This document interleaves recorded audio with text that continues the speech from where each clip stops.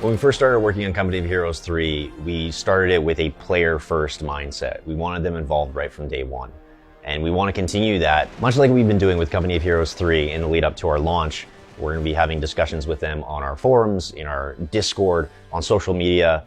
We want to hear player feedback. We want to hear from them what they want to see in Company of Heroes 3, because that's how we're going to continue to support the game for years to come.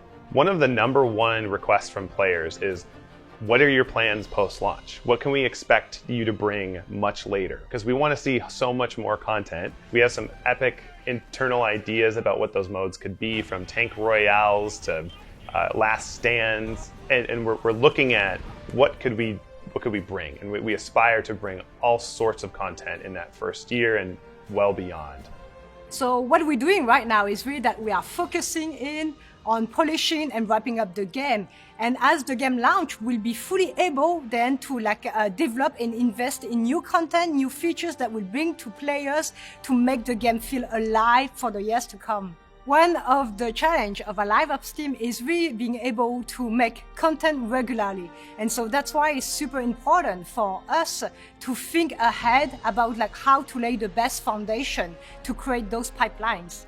We have so many new awesome ideas around what new experiences we can bring, things that we've tried in the past and we want to revisit. And so you're going to see new modes, hopefully new events, new challenges. We'll see new expansions. We're going to see a bunch of different content types that appeal to a swath of different players.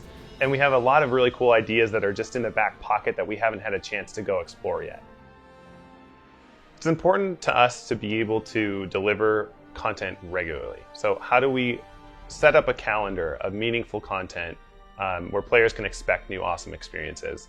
And one of the best ways to do that is through seasons. So our goal is to hit a seasonal cadence, wrap that in a cool, meaningful, narrative-driven theme, and continually give content over the duration of those seasons.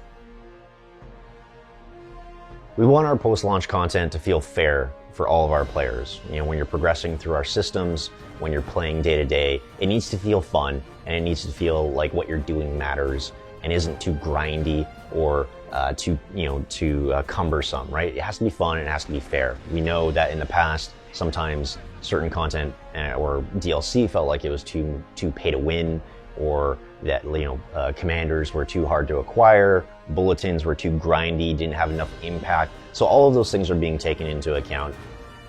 We want players to feel good when they spend money, and even when they don't. We're going to have a mix of both free and premium content for all players. In many cases, in balance, our players are smarter than we are, and they'll discover ways to play that we never thought. And so we just have to expect it. We have to expect that you will find something that we didn't see. And what we're focused on is being able to fix it. It's important to keep win rates and the perception of being OP to a minimum. Our approach isn't just to hit a 50-50 win rate. It is to evolve the meta and our factions and our units over time that keep things interesting and fresh and meaningful. So we know international representation in the Italian theater is incredibly important. There were so many nations that were represented there, and that's something that we're hoping to showcase in Company of Heroes 3. We're already working on it. We have some great examples that players have already seen, and it's something that we want to continue looking at and continue expanding upon post-launch. We aspire to make Co 3 the best RTS, much less best World War II RTS. We have so many amazing ideas, and we have so much more content we'd love to bring post-launch, from new modes, to new win conditions, to factions, to units, to new battle groups that we'd love to bring in that are internationally based, and we can represent a whole swath of new types of players and backgrounds. We have a whole line of sight to new expansions that we could go visit, new regions, new fronts, and we have ideas about what we could go do and bring. And it's really exciting to see what we potentially could deliver in the first year, 3 years.